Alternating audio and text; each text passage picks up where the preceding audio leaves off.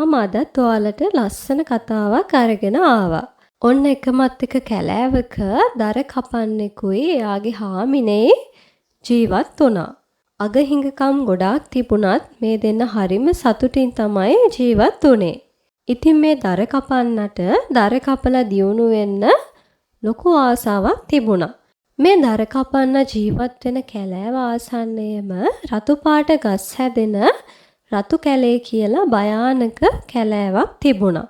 දවසක් මේ දර කපන්න තීරණය කරනවා බය පැත්තකින් තියලා රතු කැලේට ගිහින් දර කපාගෙන ඇවිල්ලා දියුණු වෙන්න ඕනේ කියලා. ඔන්න දවසක් මේ දර කපන්නා රතු කැලේට ගිහිල්ලා මහන්සි වෙලා දර කපන්න පටන් ගන්නවා. ටිකක් වෙලා යනකොට මේ දර කපන්නගේ පොරව දෙකට කැඩිලා විසික් වෙලා යනවා.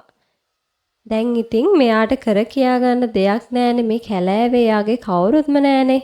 මෙයා පැත්තකට වෙලා හයියෙන් අඬන්න පටන් ගන්නවා. ඔන්න මෙයාගේ ඇඟිල්ල ඇහිච්ච මේ කැලේ ඉන්න සුරදූතිකාවක් එතෙන්ට එනවා. මේ සුරදූතිකාව අර දර කපන්නගෙන් අහනවා මොකද්ද අඬන්න හේතුව කියලා. එතකොට අර දර කපන්නා එයාගේ හිතේ තිබුණ දුක සියල්ලම අර සුරදූතිකාවට කියනවා. ඔන්න මේ වෙලාවේ අර සුරදූතිකාව මේ දර කපන්නට කියනවා මේ කැලෑව කෙළවරේම ගල් ගුහාවක් තියෙනවා. මේ ගල් ගුහාව ඇතුලේ මැජික් කණ්ණාඩියක් තියෙනවා. ඔබට අවශ්‍ය ඕනම දෙයක් ඒ මැජික් කණ්ණාඩියෙන් ඉල්ලගන්න කියලා. ඉතින් මේ දර කපන්නා අර ගල් ගුහාවට ගිහිල්ලා මැජික් කණ්ණාඩිය මුණ ගැහෙනවා. ඉතින් මැජික් කණ්ණාඩිය අර දර කපන්න ගැන අනුකම්පා කරලා දර කපන්නට කියනවා මම ඔබට වර 3ක් දෙනවා.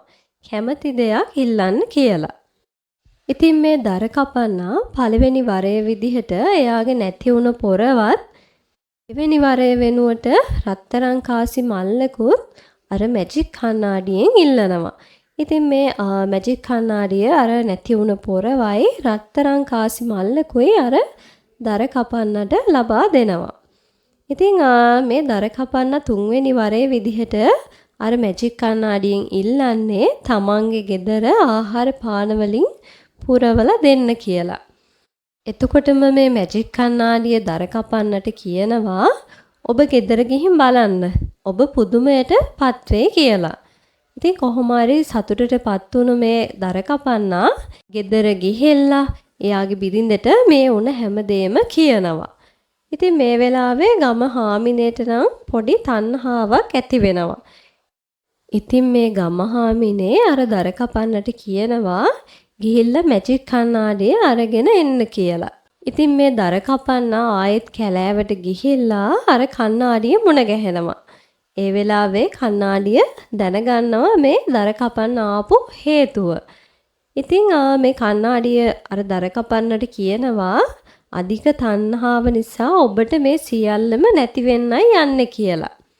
මේ වෙලාවේ නම් දර කපන්නට හොඳටම තරහ යනවා. ඉතින් මේ දර කපන්නා එකපාරටම කණ්ණාඩිය ළඟට යනවා කණ්ණාඩිය අරගන්න.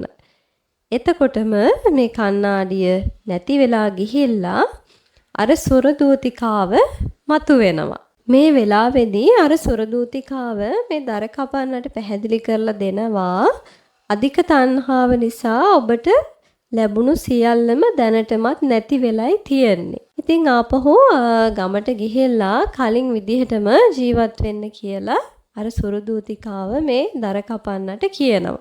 ඉතින් හරිම කනගාටුවෙන් පසුතැවිල්ලෙන් ගෙදර යන මේ දර කපන්නා තමන්ගේ බිරිඳට කියනවා තමන්ට ලැබෙන දේෙන් සතුටු වෙන්න ඉගෙන ගන්න. තමන්ට ලැබෙන්නේ නැති දේවල් පස්සේ ගිහිල්ලා තමන්ට ලැබෙන දේවලුත් නැති කරගන්න එපා කියලා. පුංචි ඔයාලට සුබ දවසක්. තවත් මේ වගේ ලස්සන කතාවකින් අපි මුණ ගැහෙමු.